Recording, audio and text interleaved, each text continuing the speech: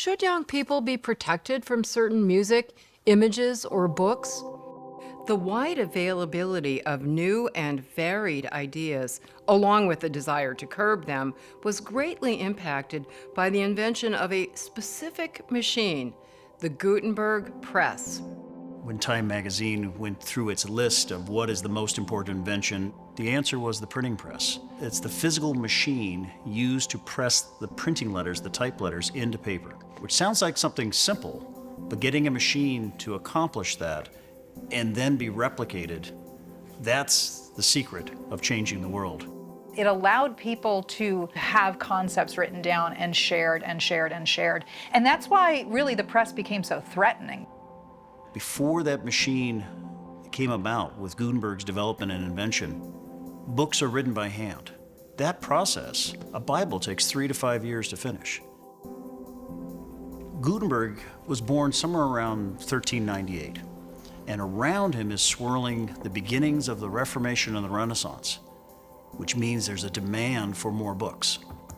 And Gutenberg's approach to that problem wasn't so much, I need to invent a new technology, a new machine. His approach was, I need to write books faster. Gutenberg creates a process that replicates books in such quantities that the price just keeps dropping. Within 50 years of Gutenberg, it's hard to imagine how many books were printed.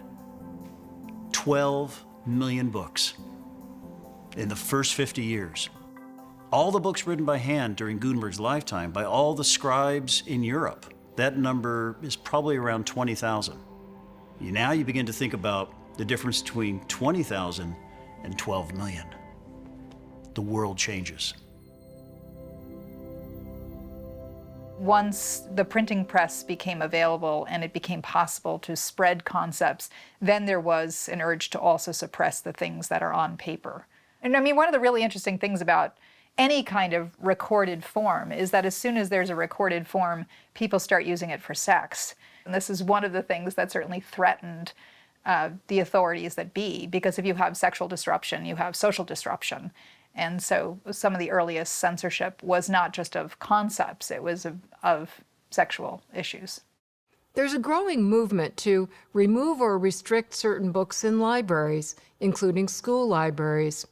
And you know, this is hardly America's first brush with book bans.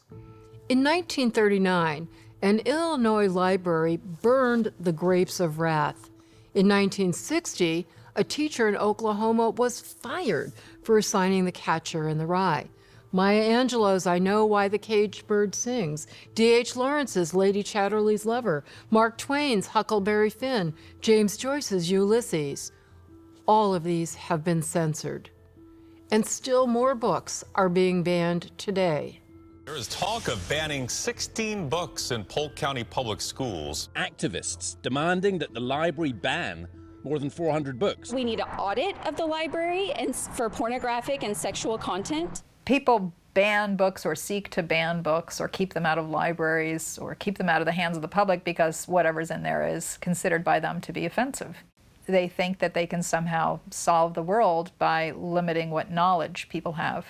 And that's why a lot of these things happen in schools, because if the kids see this book, if the kids see this painting, if the kids listen to this music, trying to protect the children becomes a very powerful intoxicant. Collierville School is under fire after pulling books from the school library. I know at our school, we go to Collierville High School, there were about 300 books that were pulled off the shelves within the first month of school, most of them having to do with Black Lives Matter movements and LGBTQ+ communities. For the most part, the parents that we work with, they don't look at this as banning books. What books are available to children now in schools, families believe are either age inappropriate or content inappropriate, and they have raised questions about that. More than anything, families want to know what their children have access to and have a little bit of oversight into that process. I don't think that anyone should have the power to pull a book off and impact another student's education if they're not your own. These two students helped form the Tennessee Youth Coalition to lobby against book banning legislation in their state. The one that we did the most work on was House Bill, Senate Bill 1944, and that prohibits the existence of obscene materials in our classrooms, both classroom libraries and school libraries. Obscene is something that's going to be different for everybody. I'm not entirely sure what my own definition is. Like, I don't have the same beliefs a lot of the time as my mom, but my education should be up to me and my mom, not like a school-wide decision made by one single person. Who has oversight into what books are in a school library that children are reading, have access to, or being assigned as curriculum? For that to be done by, administrators behind closed doors, I think is worrisome to people, and I think with good reason.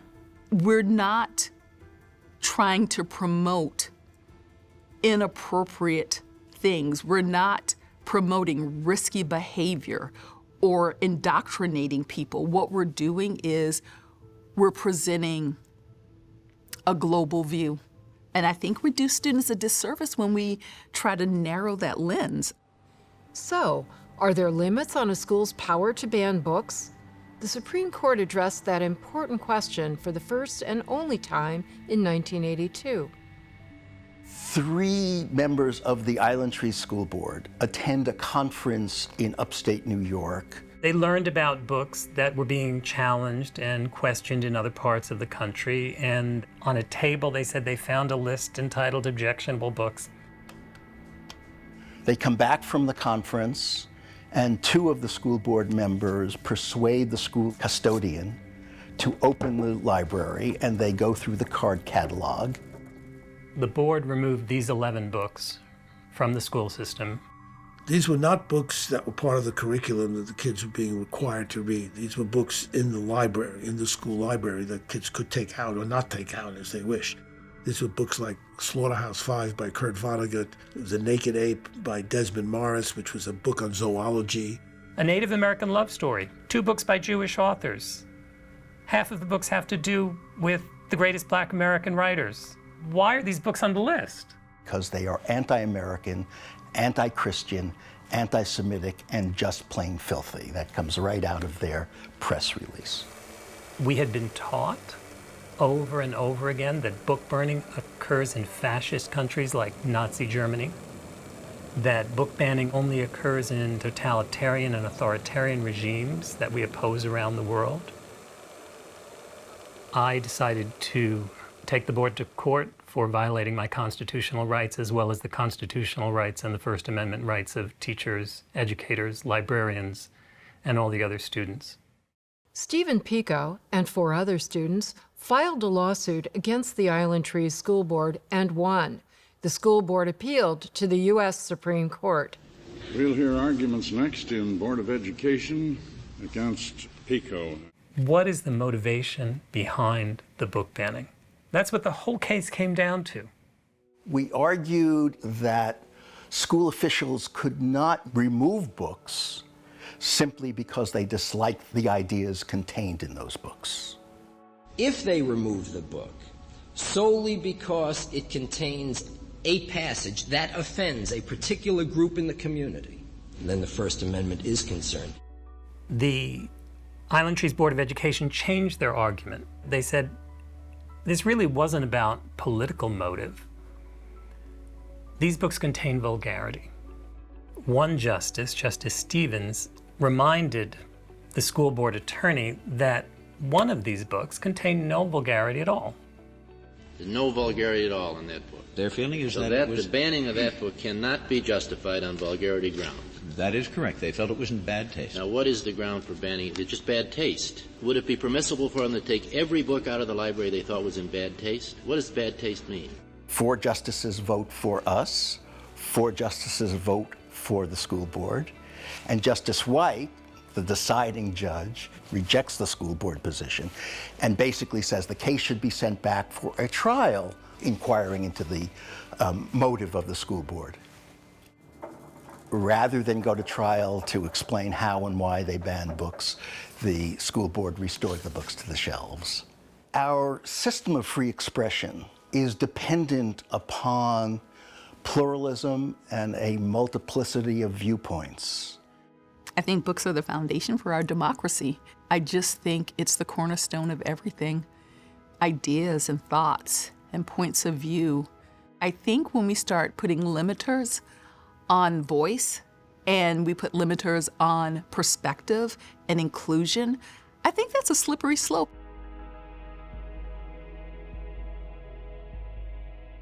The PICO legal team successfully resisted the ban, but the court stressed that its ruling was confined to that particular case. So the PICO decision hasn't always provided specific guidance for future cases, but it at least stands for one key principle: you can't remove books purely on political grounds. In 2021, the court reaffirmed the importance of a student's free speech rights, even regarding controversial ideas, by an 8-to-1 vote. It said, "America's public schools are the nurseries of democracy. Our representative democracy only works if we protect the marketplace of ideas."